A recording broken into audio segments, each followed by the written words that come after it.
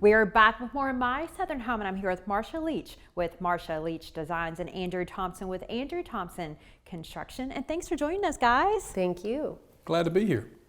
So, Marcia, you were telling me that this home is a labor of love for you. Yes, I am Andrew's project manager on this particular project, and we have been here for quite some time. And the homeowners live out of state, and so I have spent a lot of time here overseeing this project, and it turned out really beautiful. Well, Andrew, I love the kitchen. Well, it's just one of the many beautiful things that's here at this project. We want to give a shout out to Jane Berry. Jane did a fantastic job on choosing some just stunning finishes and whatnot. We worked closely with her, so we wanted to say thank you to Jane. But yeah, I mean, it's just an interesting story. These folks currently live in California. They're moving here. Their son's going to go to the University of Tennessee, where my daughter goes. It's just a great story. And, you know, projects are hard enough to do, much less if you don't even live in the same state. So it just goes to, you know, say that you really want to choose the right person, especially if you're going to be working long distances like we did here. Marcia, what did this space look like before? The space looked very different than it does now. This opening has been opened much wider here. There were doors that went in between this space, and we had a division between the kitchen and the living room and large pillars that were in between, so we opened all of that up and built in these two double islands in the center here, and of course put in all the beautiful finishes. And Andrew, it looks like entertaining was very important to this family from the layout that's here now. Absolutely.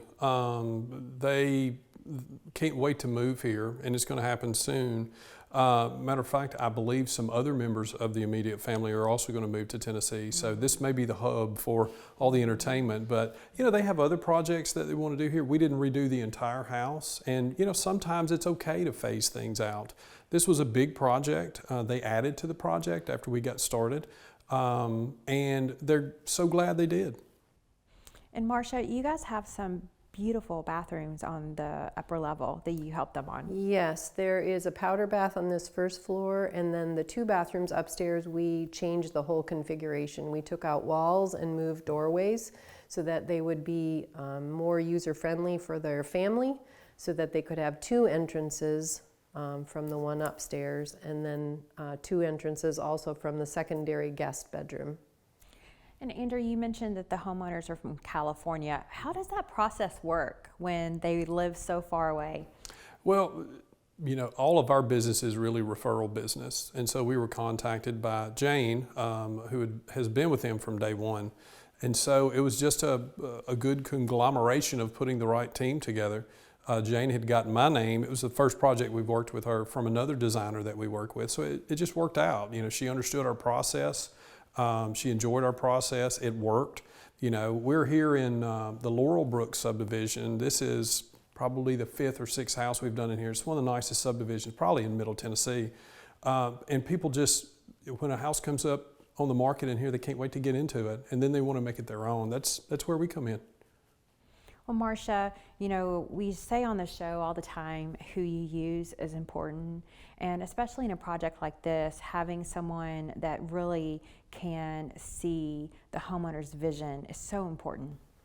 Yes, well, I certainly was the facilitator here on the job along with Andrew, but we were making Jane's dream of this space come to fruition. So I worked hand in hand with her, and then also communicated daily with the homeowners.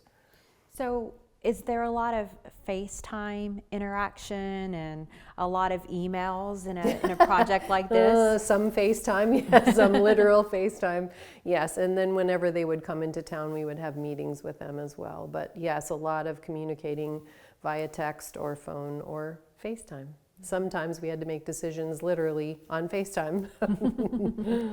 Well, that's the beauty of technology, Andrew, and you know, this particular development is a beautiful development, and it's really nice when you can hire someone like yourself that can see the vision of what a space can be.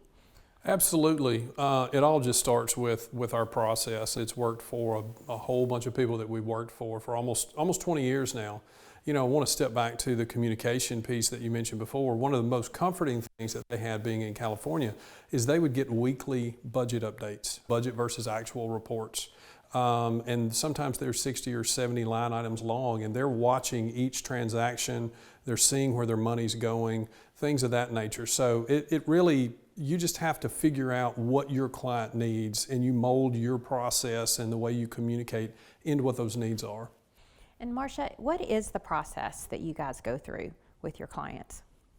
Well, before we even start, we have, in this particular case, we had a lot of drawings and things from Jane, and then slowly we would work through those things to start to order all of the products so that when it was time in the project that we would have the products themselves that we need. Certainly communicating everything that we're doing, but we like to be proactive and have our products on site and ready to go when it is time to use them so we don't lose any time. Well, it's really nice to have someone to facilitate all of that. And, you know, I always like to say that renovating your home is not a do-it-yourself project, Andrew. That's right. You know, one of the biggest things that we had to get in line here from a timing standpoint was the cabinetry. Of course, this is another one of our projects with Kevin Barber or Barber Cabinetry. If you start a project out and you don't know where you are with the important things like appliances and tile and countertops and cabinetry, the things that can really affect your finish date, then you're really starting out kind of behind the 8 ball. So we actually have cabinetry in production before we ever put a permit in the front window, before a dumpster's here or a porta-john is here. It also shores up the budget. So we don't start projects until we're 90 to 95% known. We don't care what color the walls are going to be or small things like that, but if you don't do the heavy lifting before you start the deconstruction and start the reconstruction, boy, it's a lot of pressure. It's a lot of pressure. Well, thank you guys so much for your time today. We really appreciate it. Thank you. Good to be here. We'll be back with more of My Southern Home in just a moment.